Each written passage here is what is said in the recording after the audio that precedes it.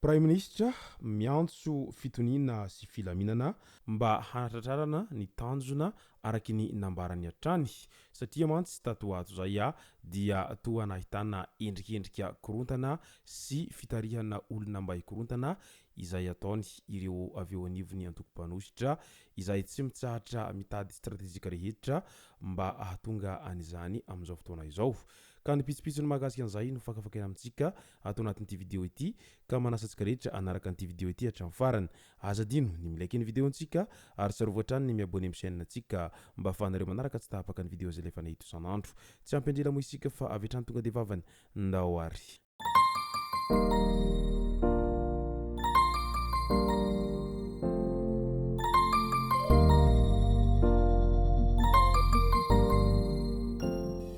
Ny tonga tsy miarahaba hono namantesitra ka dia faly miarahaba isika rehetra mpanaraka tsy tapaka an'ity chaîne ity ny tenako amin'ity androandroany ity. Araky ny fanatsipotrim-piandohana dia ny fangatahany prime ministra izay miantso ny rehetra mba ho tony no imatimatesantsika ato anatin'ity vidéo ity. Fa milohan'izay dia ndao aloha resantsika ireto tsara ho fantatra manaraka ireto. Tranga tsy fahita firy ny halatra fiara 4x4 raitra dia raitra tahaka an'ity niseho teny Ivato tamin'ny ity herinandro ity.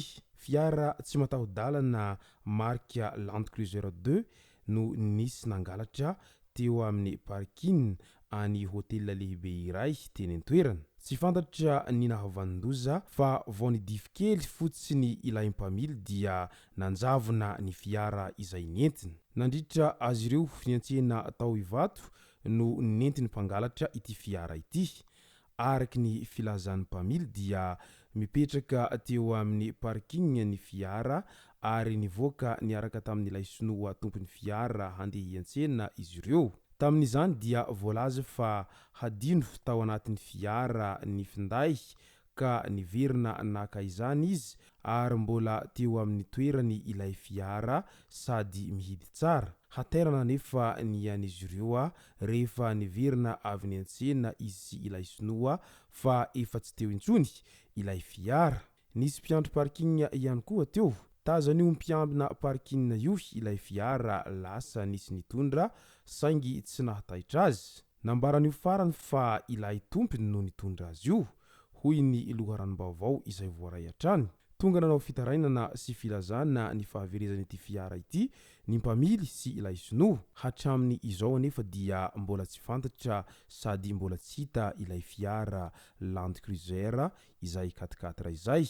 Ary nilaza moa ny tompona andraikitra tao amin'ny tsena fa tsy maintsy hojerena amin'ny alalan'ny caméra de surveillance mba hanampy amin'ny fikarohana an'ity fiara izay raitra dia raitra izay very teny Ivato ity. Midika izany fa tena tsy kely lalina ny ratsy ary miseho amin'ny endriny rehetra izany asan-jiolahy izany amin'izao ankehitriny izao ka dia mailomailo hatrany isika rehetra amin'izao fotoana izao. Etsenkiran'izay mpanazatra barea olona 5 no hanaovana fifantenana. Tsy marina ireny anarana mivoaka anatin'ny tambazotra-tserasera ireny mahakasika izay ho mpanazatra ny barea any Madagasikara taranja baolina kitra. Io no nambaran'ny filohan'ny FMF Randriamanampisoa Alfred tamin'ny ity herinandro ity teny andrefany Ambohijanahary izay nanamafy fa mbola olona 5 no hanaovana fifantenana ary efa anatin'ny fijerena ny pitsopitsony farany izy ireo amin'izao fotoana izao. Tsy hivina atao reny fametrahampialana izay nataony mpanazatra teo aloha Romuald Rakotondrabe no nahatonga ny federasiona nitady izay hosolony. Ny fihonana amin'ny ekiprenenan'ny Centre Afrika sy Ghana amin'ny marsa moa no iraka voalohany izay miandry izay ho mpanazatra eo. Araka izany ara dia miandry izay ho mpanazatra vaovaon'ny barea izay ny mpitia baolina kitra rehetra amin'izao fotoana izao. Antananarivo vita fety nandroaka fako 700 metatra kiba ny SMA tamin'ny zoma lasa teo iny. Rehefa vanim-potoana ny fety mitombo be ny fako raofina ao Antananarivo renivohitra ao.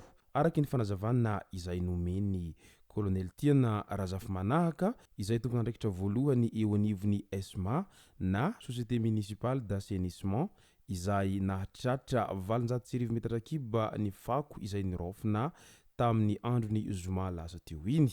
Isanandro nefa dia mandidina ny 900 metatra kiba ny fako izay rofina ao Antananarivo renivohitra ao.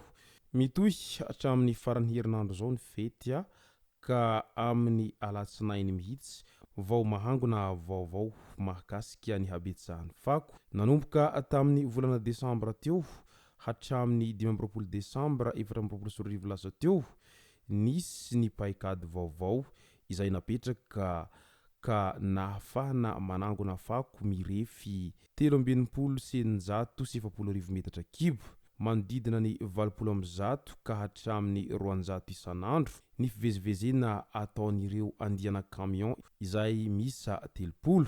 Manana olona 570 ny ekipa ary miasa tsy ankiato mba hiantohana ny asa fandraofana sy fitaterana ny fako. Midika izany fa tena efa manao aintso zavatra mihitsiny ireo mpiasa eo amin'ny resaky ny fanadiovana ny fako ao Antananarivo renivohitra izay fa matoa mbola misy ny fako izay tsy voarokan'izy ireo angambany mety no ireo vahoaka indray zany no mahatonga ireny fako ireny no miparitaka etsiroa satria mantsy na hirofina isanandro ireo fako nefa raha ny vahoaka no tsy tapakevitra ny hadio izay dia sarotra ny hanadiovana ny tanàna. Andao amin'izay ho resantsika araky ny fanatsipitiram-piantohana ny mahakasiky ny hafatra izay nataony Prime Ministra tamin'ity herinandro ity.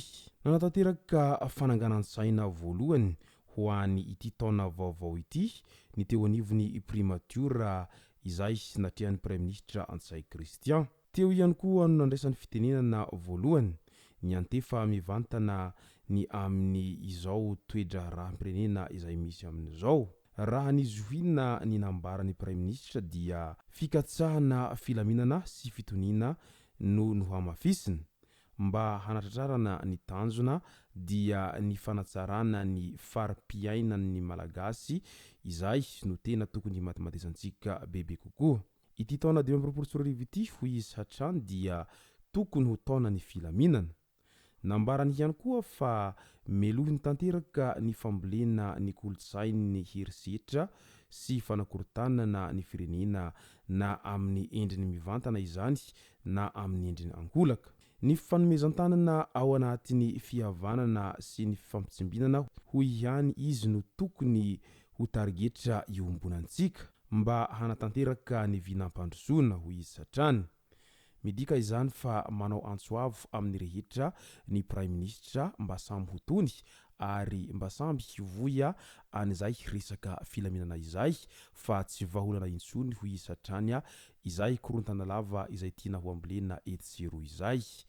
Izay sy zay moa no masaka azona roso tao anatin'ity video ity tompoko lasy tompoko vavy misaotratsika rehetra nanaraka an'ity video ity hatramin'ny farany. Aza dino ny milaiky ny videontsika ary tsarovatrany ny miabone amin'ny chaîne antsika mba ahafahanareo manaraka tsy tahapaka ny video zay lefa isanandro eto. Tompoko lasy tompoko vavy mankasitraka dia mirary soa.